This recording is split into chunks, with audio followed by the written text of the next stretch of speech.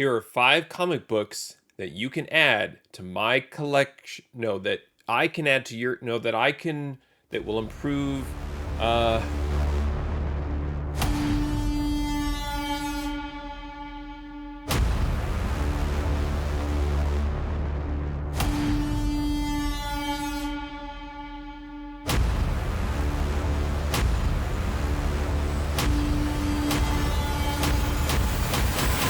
Hey there, today I have an unboxing video, and in this video I'm going to open up the next 5 comic books from this epic auction win from Quality Comics on the HipComic selling platform.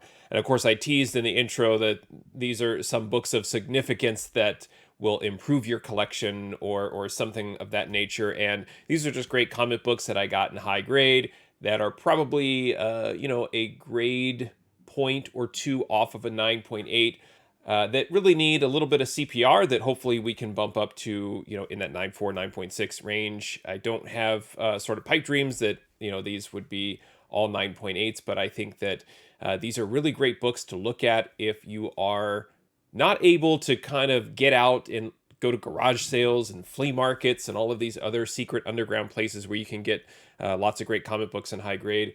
For me, these are my dollar bins, if you will, that my sources for getting great books online at, I think, an affordable price. In my last video, I went in a lot of detail into the grading, and I think that while that is helpful, and I think it's far more interesting than looking at grades inside the bag and board, the video went a little bit long, so I'm going to try a different approach again, trying to figure this out, and I appreciate your patience with kind of working through the different formats with me. I feel like I'm testing the systems in production as we go along, but I think I want to get back to shorter videos, but still providing some information around the grades and why I assigned the grades and why I ultimately picked up these books. So I think the first thing I'll do is I'll cut down this intro so we can get to the comics, and I will also show you the grades of the books as best I can, but I'm down to my last 2 videos to get through this order before I can unveil the ultimate recap and show you the order summary. So let's get to the next 5 books that I won at auction from Quality Comics. All right, here we go. Let's get the next 5 books. Of course, the first one you can see right on the front, and we'll count them out to get 5 more. Alrighty. And let's take a look at that first book, and it is Amazing Spider-Man 282. But I've always loved this cover. I had a slab of this a long time ago and don't know what happened to it. I think it's in my garage buried somewhere, but let's take a look at the grade here. First glance, it looks really, really nice. A little bit of discoloration down there in the lower character box, but this is such a fun book. I would probably do a little bit of dry cleaning into Spider-Man's eyes there just to make sure that they're as white as possible, but this looks to be in really good shape. A little bit of a crease and indent right in there, but not bad. And the back too, just looking for that one thing. I think that's what we've learned with Quality Comics is that they usually see one defect and throw it in a pile and say that's the book. Those are the books that we're going to auction off. But I think definitely could use a little bit of dry cleaning on the back. There is a stacking crease right in there, and also down here. This is, I think, the culprit where this book ended up in the pile to be auctioned right there on that corner. So obviously a press and clean candidate. And I think this one, in the shape that it's in, it's probably in the 9.2-ish range. So I'm probably going to go ahead and assign it a 9.2 with the clean and press indicator. All right, so yet another book that's probably in that 9.2 that with a clean and press, I hope to get up into the 9.6 range. Next book is Amazing Spider-Man 285. Gang War Part 2. There's the Punisher right front and center. Mike Zeck cover. So much going for a book like that. And let's get this open and take a look at what we're dealing with here. Again, stacking crease. Pretty straightforward, pretty normal at this point. It's to be expected. Unfortunately, color breaking spine ticks right here in the darkest part of the book. So that really pops and stands out.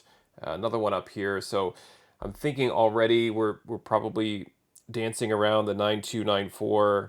Same sort of dirt and discoloration in the lower corner box. Corners are okay, but that one's probably borderline as well. Right there on the top. right there on the top corner and even the bottom corner too a little bit.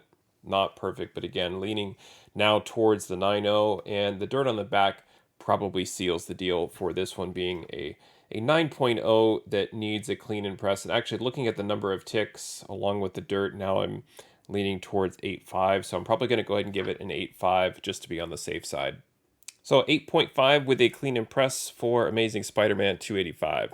Next is Amazing Spider-Man 289, one of my favorite books to carry around and read as a kid. Finally, after all of this time, the Hobgoblin revealed, right? Just the the long tease of the Hobgoblin character and who is it, and ultimately am in the hunt for a 9.8. This is not it. This is not the 9.8 candidate right here. This is the reason why it was put up for auction, is this crease right on the side. It's almost like a discolored crease as well. You could see a little bit of yellowing there. So I don't know if somebody like dipped this in some coffee as they were reading it first, but that's rough because I don't know if I can really improve that. Also a little bit of page tearing here, so not I mean, it's minor tearing, but something too that once I start to see the tears, it's just not a book that I'm going to work on. So now I have to just give it a fair assessment for what it is and realize that this will be kind of its final grade. Along the top, there's also a little bit of creasing or folding, so it's sitting around a 9.0 for me right now. Not as many spine ticks as ASM 285, but still quite a few. If the ASM 285 was an 8.5, then this probably is an 8, really mainly because of that corner there. So it's not that I'm trying to compare these two books and the conditions, but just thinking like what are my condition tiers and trying to remain consistent across the board. But yeah, I probably have to give this one an 8.0, mainly because of the issues along the top, as you can see there in the reflection with the light, and then with the additional tearing and all of the spine ticks. So there it is, fresh bag and board. I love the book, special double-sized issue, $1.25 cover price, but unfortunately just too damaged and had to give it that 8.0. Next is Amazing Spider-Man 290. So a little bit of some filler storyline as we approach ASM 298. But this one's kind of a fun cover. We've got Peter Parker talking to Mary Jane with the black and white costume Spider-Man casting a huge, huge shadow. I know it might sound silly, but I've always liked this cover too because we've got this sort of dotted comic book sort of style, almost like a pixelated sort of design. And as I hold it up and kind of start to look at things in the light, we've got some creasing and some indentation here.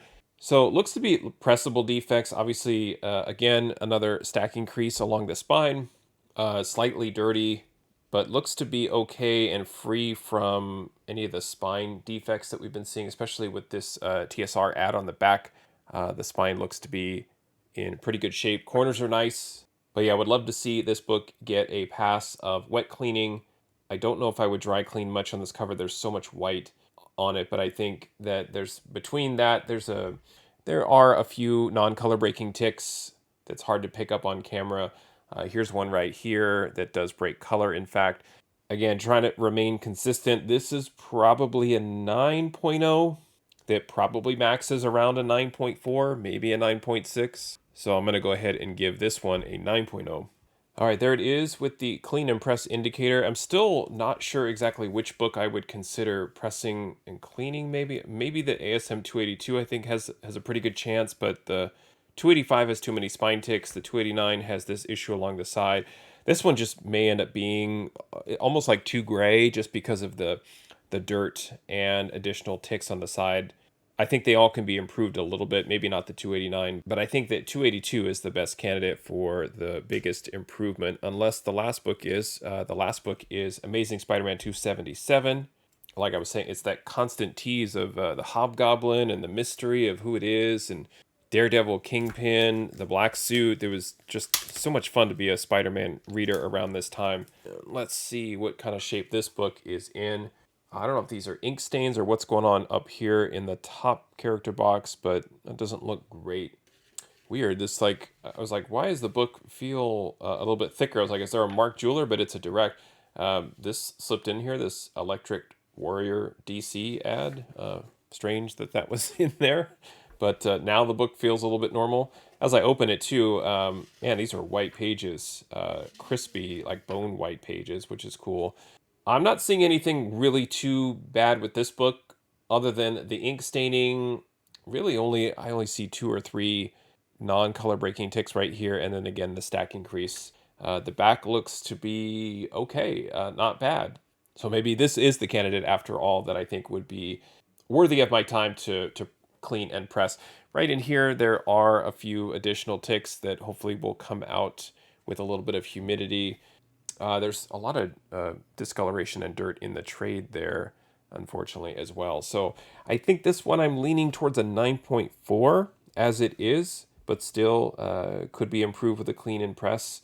And it is possible that this could end up being a 9.8, but I always feel like 9.6 is probably the goal with these.